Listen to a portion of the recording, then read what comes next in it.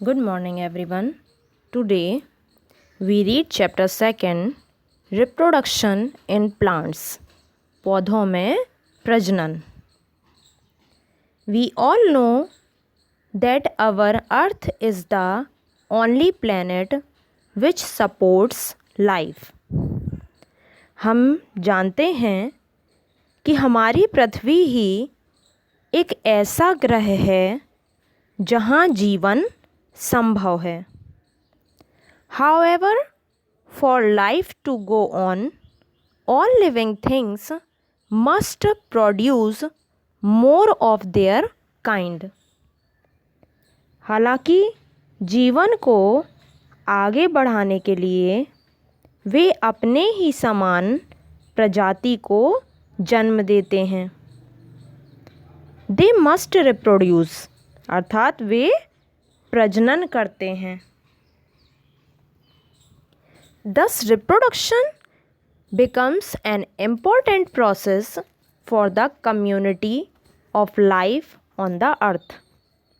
पृथ्वी पर जीवन की निरंतरता के लिए प्रजनन एक महत्वपूर्ण प्रक्रिया है. यदि हमें एक ही प्रजाति के कई प्लांट्स चाहिए तो उन प्लांट्स का प्रजनन करना ज़रूरी है. उसी के थ्रू उनकी जैसी स्पीसीज़ ग्रो करेंगी. Reproduction in plants is important not only for them but for animals and human beings also. पौधों में प्रजनन केवल पौधे के लिए ही आवश्यक नहीं है बल्कि जानवरों और मनुष्य जाति के लिए भी आवश्यक है. क्योंकि प्लांट्स जब ग्रो नहीं करेंगे, बढ़ेंगे नहीं और रिप्रोडक्शन नहीं करेंगे, जब उनके समान और भी प्रजाति के पौधे जन्म नहीं लेंगे तो उनके जो फ्रूट्स और वेजिटेबल्स और जो भी ईटेबल पार्ट हैं जो हमें मिलते हैं उनको हम प्राप्त नहीं कर पाएंगे. जो जानवर हर्बीवोरस हैं, सिर्फ प्लांट्स पर डिपेंड हैं, वो भी ग्रो नहीं कर पाएंगे. उनको भोजन नहीं मिलेगा तो वो वृद्धि नहीं कर पाएंगे, मर जाएंगे. तो हमारे लिए या जानवरों के लिए, सभी के लिए पौधों का प्रजनन करना बहुत ज़रूरी है.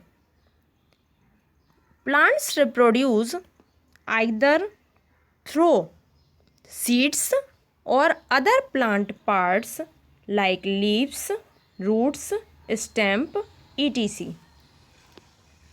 पौधे बीज और पौधे के कई भाग जैसे कि पत्ती, जड़, तना आदि से भी प्रजनन करते हैं. जो पौधे होते हैं वो केवल बीज से ही नहीं बल्कि किसी पौधे की लीव्स से भी उसका प्लांट ग्रो करता है, रूट्स से भी और स्टेम से भी. तो ये डिफरेंट टाइप के प्लांट्स की डिफरेंट ग्रो करने की प्रोसेस होती है. कुछ बीज से वृद्धि करते हैं, उनका बीज बो देंगे हम तो उनके ही जैसे प्लांट निकल आएंगे. कुछ स्टेम्प के थ्रू ग्रो करते हैं. जैसे आपने देखा है कि मैंगो ट्री है, उसके लिए हमें आम के अंदर की गुठली को बोना पड़ता है मिट्टी में, सॉइल में, तब वो न्यू प्लांट ग्रो करता है. लेकिन जो रोज़ के प्लांट होते हैं उसमें कोई फ्रूट नहीं होता, वो अपने स्टेम से ग्रो करते हैं. उनकी कलम लगाई जाती है, उनका स्टेम्प लगाया जाता है जिससे वो न्यू प्लांट को जन्म देते हैं. तो प्लांट के डिफरेंट पार्ट्स से प्लांट जर्मिनेट होते हैं, ग्रो करते हैं. नेक्स्ट पढ़ेंगे हम. टॉपिक आपका है रिप्रोडक्शन फ्रॉम सीड. बीज के थ्रू होने वाला प्रजनन, बीजों से जो प्रजनन होता है वो बताया गया है आपको. As discussed in either classes, new plants mostly arise from seed. पहले की क्लासेस में आप पढ़ चुके हैं कि अधिकतर नए पौधे जो होते हैं वो बीज से निकलते हैं।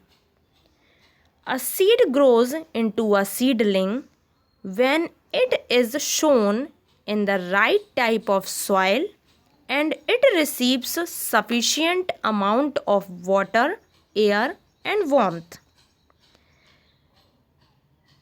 बीज से जो अंकुर निकलता है, सबसे पहले क्या होता है, बीज फटता है, उसमें से अंकुर निकलता है। ठीक है, अंकुर का मतलब पौधे का छोटा सा एक पार्ट।